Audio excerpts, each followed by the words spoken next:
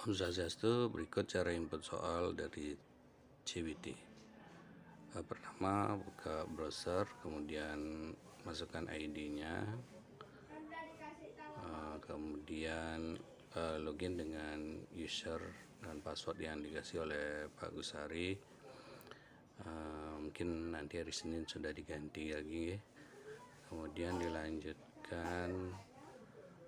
Setelah login akan muncul tampilan, pilih di pojok kiri atas, ada, kalau di komputer ada tulisan ABK, di sini ada gambar seperti multiple choice, ya. Kemudian lanjut ke pilih course, kemudian lanjutkan ke manage course and categories seperti pada gambar. Setelah itu Bapak Ibu sudah bisa mencari mapel yang diajarkan. Kita scroll ke bawah, kalau misalnya belum ketemu kita cari halaman 2, scroll, kemudian centang pada gambar setting, kemudian lanjut. Kita akan cari save and display di bagian bawah. Setelah itu baru kita bisa melanjutkan. Nih, klik scroll ke bawah, klik save and display. Kemudian kita bisa lanjutkan tampilan seperti ini.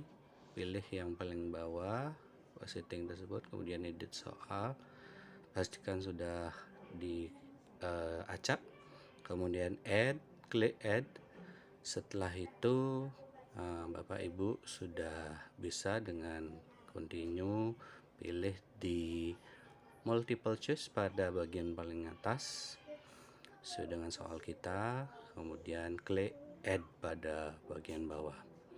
Setelah itu sudah bisa memulai untuk menulis soal. Di question name kita tuliskan nomor soal kita, ya. Tampilannya seperti ini. Ketik soal nomor 1 di question name, itu artinya nomor 1. Kemudian di question text kita bisa mulai mengetik soal kita, bisa berupa gambar kalau mau di-insert gambar, atau cerita, soal cerita, atau soal langsung, soal singkat, ya. Kemudian di bagian bawahnya, setelah kita selesai mengetik soal apa yang kita buat, misalnya ini soal bahasa Inggris, kita bisa scroll ke bawah.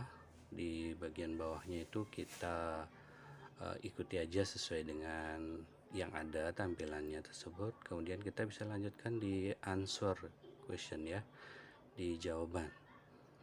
Kemudian pastikan di sini sudah sample choice-nya kita pilih yang huruf format besar, ya, format huruf kapital. Kemudian di answernya kita masukkan kunci jawabannya atau pilihan jawabannya. Ini choice A misalnya seperti ini. Kemudian lanjutkan di choice B-nya juga sampai pilihan yang terakhir. Tidak perlu diisi option, ya Bapak Ibu, langsung aja di jawabannya diketik di sana, karena nanti sudah terisi otomatis. Kemudian setelah selesai membuat pilihan jawaban, untuk kunci jawabannya kita kasih grade 100%, ya, di pilihan di bawah. Non itu kita ganti menjadi 100% untuk kunci jawabannya. Untuk yang lain kalau bukan kunci jawabannya kita biarkan non saja. Setelah ini selesai, kita save and change. Klik save and change pada bagian bawah. Kemudian satu soal sudah selesai kita kerjakan. Dan untuk melanjutkannya, untuk soal kedua kita tinggal add lagi new question.